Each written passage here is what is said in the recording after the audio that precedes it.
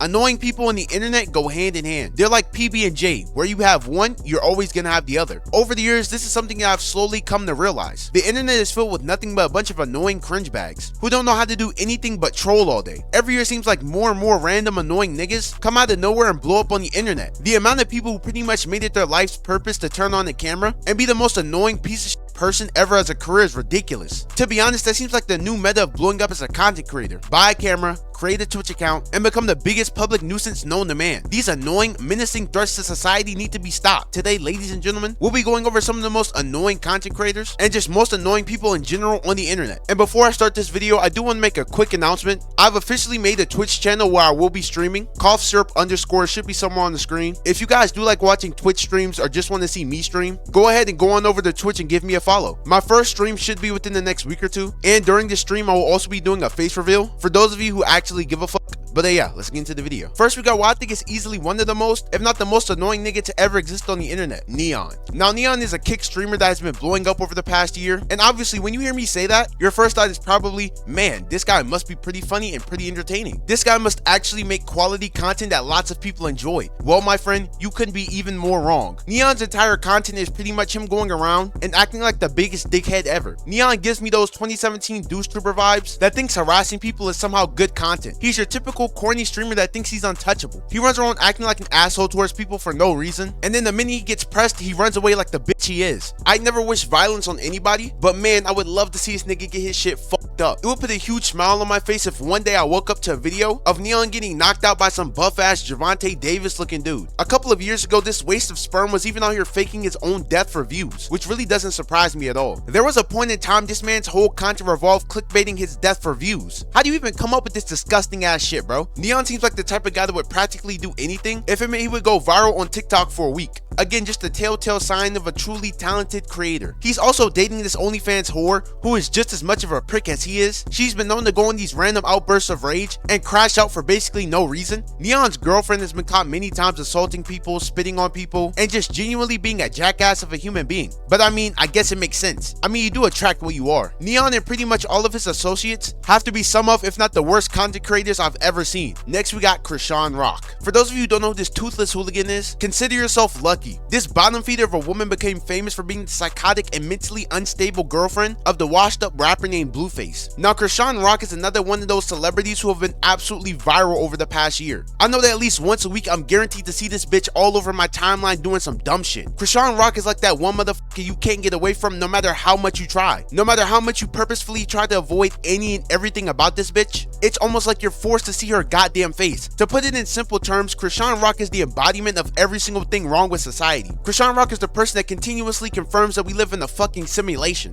For starters, this woman might be one of the most delusional people I've ever seen. This woman literally has a mental breakdown at least once a month about how much she hates her child's father, aka Blueface, while also having this man tattooed on every single inch and every single part of her fucking body. I think I remember her saying one time she had exactly 7 different tattoos of this man. As a matter of fact, she just got a new face tattoo of this nigga a couple days ago. Like, for a woman who supposedly hates this man so much, you've pretty much turned your entire body into a shrine of him. I think it's safe to say that a woman who tats a man's face all over her body isn't the smartest. This woman also needs to be in the running for the worst mother of the year award. Someone needs to call CPS on this woman immediately, because in no way, shape, or form is this woman mentally stable enough to even attempt to be raising another human being. I feel so sorry for her kid and what they're gonna have to go through. Krishan Rock's kid is a prime example of spawning in on hardcore difficulty. Next, we got Pokimane. And I know this is a name that many of you haven't heard of in years, which makes sense. I mean, she was only relevant for like a year, but pretty much this is the one girl that got famous for being the cute girl that plays Fortnite. Pokimane was definitely one of the founding fathers for the whole e-girl movement. Pokimane was that one streamer that every cringe 12-year-old used to simp for on Twitch, but to be honest, that's pretty much all there is to her. She wasn't even that good at the game she played. She was just good looking. So as you could expect, when Fortnite fell off, so did she. And I guess ever since her Fortnite career died, she became a full-time internet mom, because this woman is always complaining or bitching about something. Every time this bitch pops up on Twitter or just on the internet in general, she's always bitching about some dumb shit. Always trying to tell someone they're a bad person and shit, as if she somehow decides who is and isn't a bad person. She's constantly trying to tell people what they should and shouldn't do. Like, no disrespect, but bitch, we don't care. And what's so ironic is how this bitch loves to act like she's just a perfect human being and just an amazing role model. Yet one of the most viral clips of her on social media is her saying the N-word, which normally I wouldn't even care about. I mean, let's be real. Half of y'all watching this video have probably said 10 times worse. But it's the fact that if it were someone else who did some shit like this, she'd be trying to crucify them and tell them how they're a terrible person. Like, how you gonna sit up here and preach all this bullshit and bash people when you yourself isn't that much better? Next, we got Lil Nas X. I think Lil Nas X is a guy that we all know. But for those of you who don't, this is the guy who made that song about riding horses that was literally being spammed on the radio for like 3 years straight. No bullshit, I never actually listened to the song on my own once, yet I could still recite this song word for word. Now, ever since Old Town Road, which was pretty much the peak of his career, he's pretty much become this weirdo that has to say and do the most outlandish shit just to get people's attention. For example, do y'all remember when this man came out with his devil shoes? Like, who on his PR team or on his management thought for even a second this would be a good idea? Out of anything in the world you could have come up with to sell, who the fuck did this man think was gonna go out here and buy shoes with the satanic logo on it? But this weirdo streak of disrespecting religion and doing weird shit didn't end there, because then this loser went and made a music video of him throwing that ass back on the devil. Again, I don't know who in the fuck this man's audience is supposed to be. What does he seek to gain from twerking that plump ass all over the devil? And recently he made another song flat out mocking and trying to insult Jesus Christ, which is on another level of insane. I don't know what it is with this guy and constantly having to disrespect Christianity, but it's getting to the point where this guy's becoming a straight weirdo. It's starting to get annoying how this man constantly does the most controversial and clearly publicity stunts just to stay relevant. Like, I understand this untalented bum needs as much attention as possible, but going this low just to make the headlines is as pathetic as it gets. He also has a habit of wearing some of the most diabolical fits I've ever seen. Like, I get Lil Nas X is one of those guys that always try to be different and really stand out from the crowd, but at some point we have to question whether or not this man is shooting up heroin in his veins, because this shit is not normal. Next, we got Gorlock the Destroyer. For those of you who don't remember, Gorlock the Destroyer was that one delusional fat woman who went on a podcast in front of hundreds of thousands of people and had the nerves to say she was a 10 out of 10. Then I must be Duke motherfucking Dennis, cause ain't no way. You know, there's a lot of people on the internet that are known for saying dumb shit, but this definitely has to be one of the most egregious examples of straight up dumbassery. And before people try to cancel me in the comments, there's a huge difference between confidence and straight up delusion. But yeah, there's not really many things I find annoying about her, other than the fact she's clearly missing a couple of brain cells, and she's absolutely hideous. Next, we got Andrew Tate. Now, I think we all remember how viral this man was about 2 years ago. This bald-headed, cigar-smoking motherfucker was everywhere. It was literally impossible to scroll on social media for longer than 10 seconds and not see a clip of this man talking about how much he hates women. Every time I saw a clip of this nigga, he'd go on this 3-hour-long yap session about how he has 1 million girlfriends, 10 Bugattis, 50 yachts. Andrew Tate is a prime example of a nigga who got rich and now thinks he's a god amongst men. Now, don't get me wrong, this peanut-shaped head-ass nigga does piss me off. But to keep it a bean, even though I do think Andrew Tate is one of the corniest and cringiest niggas to ever exist, there actually are some times where he does say stuff that does make sense. Believe it or not, but every once in a while when this old man is rambling about nothing, he does actually say some things that are actually true. Like, for example, when he says all women are stupid, that's actually a take I genuinely agree with. But the most annoying part about Andrew Tate and his impact on society is the ridiculous fan base he's created. Andrew Tate might actually have one of the biggest virgin cult-like audiences to ever exist on the internet. His audience consists of a bunch of 30-year-old men who still live with their mom, yet pretend as if they're these successful multi-millionaire playboys on the internet. This shit is actually sad as fuck and pathetic when you think about it. This man, Andrew Tate, was the sole leader behind the whole alpha male red pill movement that's been going on these past several years. And on top of everything else, he also started this thing called Hustlers University, which quite literally sounds like a course for middle school dropouts, where he supposedly teaches people how to quote-unquote escape the matrix and stop being a brokey. Yeah, I know, sounds like the worst scam ever. But that's about it for today's video. Again, I will be streaming on Twitch in like the next week or two, so go ahead and follow my Twitch if you want to see that. I will be doing a face reveal on there too for my first ever Twitch stream. But yeah, if you guys enjoyed, don't forget to like, subscribe to the channel if you are new, and yeah,